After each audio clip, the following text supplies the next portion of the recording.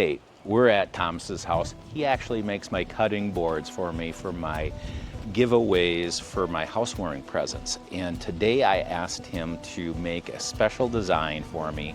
And we're gonna go and we're gonna pick that cutting board up and we're gonna take a tour of his facility.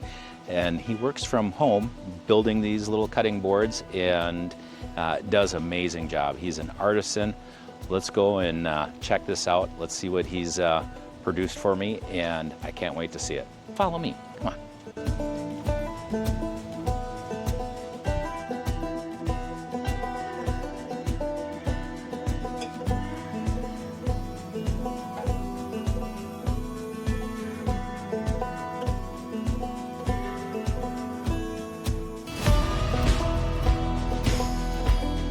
All right, hey, Thomas, you know, I brought this little design to you and stuff like that. My little thing here, just a scratch piece of paper here, just kind of what I'm kind of looking to do and stuff like that. I understand that you got it done. I'm excited to see it. I did. I took your little design, cut one of my wood stack over there, cut a couple of pieces of wood off of there, and went through my things put it and together. Put it together. Well, let's tell our viewers how we met and how this collaboration all began. So you had an open house one day. Yep. I came down there and walked through the house, and I'm not sure how it happened. I guess I said something about I make cutting boards. Yeah. And you go, you make cutting boards? Yeah. Well, I'll send you some pictures. So I went home to my shop. I said, pictures? No. So I grabbed a bunch of cutting boards, put them in the back of my truck, drove back down to your open house. Yeah. And you looked at those and go, whoa, those are great. They're spectacular. And then you Venmoed me some money and 3 boards went your way for your clients. Yeah, I gave away, I was on a roll. I was closing houses left and right earlier this year, and I wanted to make something really special for my next clients and stuff like that I have. And you gave me a design, and I created what I thought you wanted, and you came back and said, that's better than wanted. So that made me feel pretty good. Yeah, let's take a look at what you made me. Okay, cool, go ahead. So the board here is about 12 by 16. That's kind of a nice size cutting board. This is birch. This is a wood called Paduk. Paduk? And you wanted the contrast. And you wanted the Paduk to be right in the grooves, which they end up being right there. Yeah, I just thought, and these, for people that don't know, these grooves are for the juice strips, right? And you wanted a little extra collection there, just in case you put grapes or olives or whatever on it, so it had more drainage and more area to collect, which is a good idea. I don't typically put that big of a relief in them, but you wanted it, and I said I'll figure out how to do it, and I did.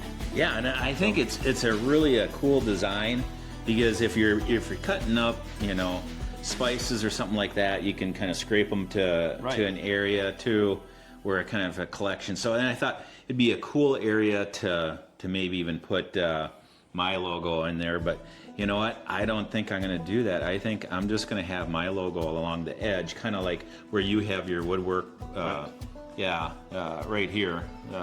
Woodworker Poppy is the name of his company, and I think I'm just going to do my engraving here on the side. We both have these amazing engravers that do a really nice job. So I mean, this I think makes a great gift for housewarming gift for my clients, and this came out so gorgeous. The difference, I usually use maple, which is this wood here, and it doesn't turn out quite as rich and brown. So I recently found birch, which is just as good, just as hard as maple, and it tends to have the browns in it. So that's why I chose the birch for you, because I know you wanted that. According to your sketch, you wanted a little bit of a contrast. Yeah. Not just a stark white and red. So. Yeah, and I love this design that I came up with, and you executed it, I mean, perfectly. And the other thing I usually do that is new, I've always put this relief under the sides, so that it makes it easy to pick up. To put it up. I usually put you little holders in there, but this is so much easier to fabricate, and it's also, I think, gives you more area to put in. Grab. If you have big fat fingers, it's a lot easier to. And then you have the bottom side too for the Right. full cut side. So I mean, this thing is, how much does this weigh? About 8 pounds. 8 pounds? Yeah. Well, that's the ones I shipped. Actually, I shipped 8.5 this week to different places, but 8 pounds was kind of the average with packing material and stuff. I tell you, this turned out great. So how do you care for this? So when I give this to my clients, how do I tell them that to keep this looking good? Wash it with just warm soapy water, no harsh detergents. Okay. And if you want to, I usually use mineral oil, food grade mineral oil. Give it a coat of it once a week, once every time you use it, whatever you want to do. Okay. The more oil, the better. Can't overdo it. Okay. Mineral oil is the best way to keep this safe. And then once a month, I would recommend putting a wax over the top of it. There's a wood wax I put on them, and I can show you back there, but it's just a real thick beeswax stuff. Okay. And just coat it. And my sister has one of my boards I made 40 years ago, and she used olive oil back in the day. But I wouldn't recommend using olive oil today, but it gets rancid. Oh, okay. After a while. The mineral oil, which you can get at a hardware store or Walmart or wherever you buy mineral oil from. Okay, just food grade mineral oil is what you want to be putting on your cutting Right. boards to keep them. You can get it nice. Amazon, Walmart, hardware stores, Home Depot, and that kind of stuff. Okay. I buy the stuff at Walmart because it's cheaper. It's the same stuff. So Same why stuff, not? yeah, why not? Why not? So how long have you been doing this? So I retired from my engineering management job in 2020 right as COVID hit, and I started making cutting boards then. But I'm dabbling at cutting boards all my life, but only just for friends or family or sisters or things like that. And then I just decided, hey, let's see if I can make a little business out of it. Yeah, and I think you're doing pretty well at it, aren't you? Yeah. I see your cutting boards. We were at Shea Cheese Yes. down the street, and hey, I recognize that cutting board. Yeah.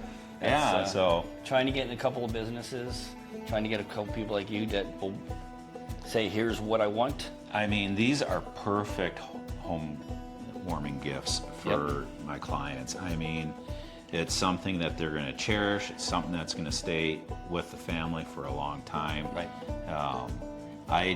I'm kind of goofy the way I'll engrave a cut above the rest, so I'll put their names in there, a cut above the rest. But yeah, and I just think that it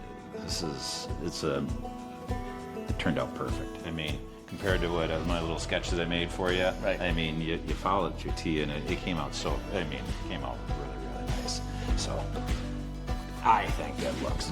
Look at that! Doesn't that look good? This looks, and then it has his, Woodworker's Poppy engraved on there. I mean, this is a great gift that somebody's going to cherish, and I'm tickled pink about it. Thank you. Appreciate So, it. tell us a little bit about your shop and kind of your whole process when you're building these things a little bit. So the first thing I do is you have the raw wood, which I have kind of stacked up there. You cut it into a length, and you cut it into a width. And once it's cut into length and width, then I can. I have this sander over here. It's kind of a big drum sander. Oh, okay. And that drum sander, you run it through, and it sands it very evenly. So I'll run all the boards through the sander to get them all a uniform thickness. And that also gives it a nice, good bond joint for the glue. Oh, okay. It's all very even. So when I glue them up, I've never had one fall apart from the glue.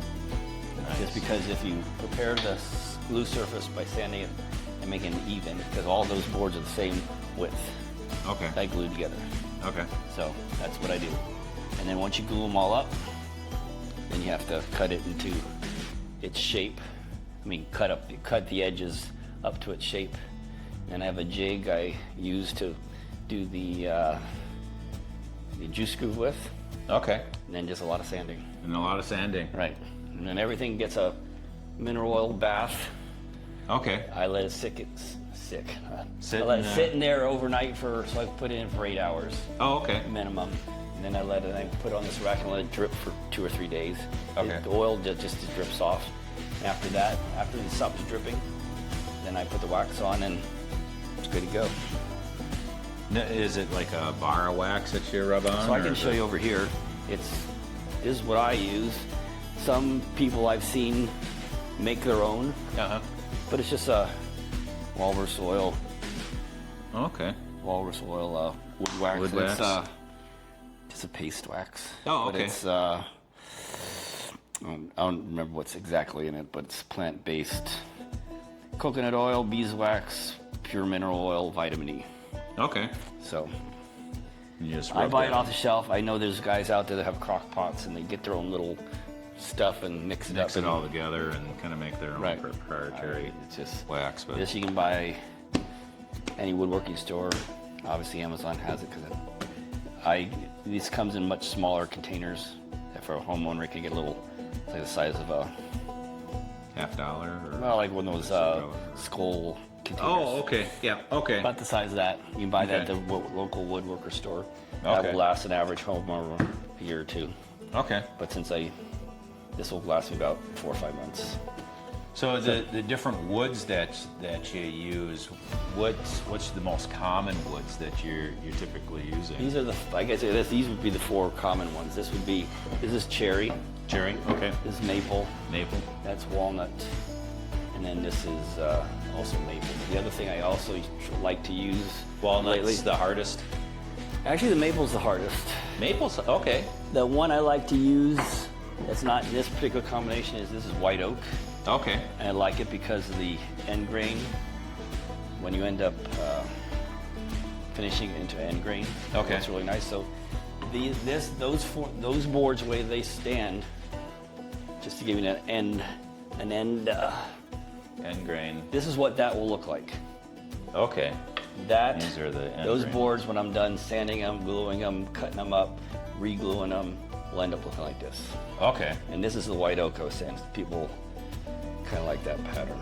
But on this particular board, the client has asked for walnut, not white oak, so I'll change it up.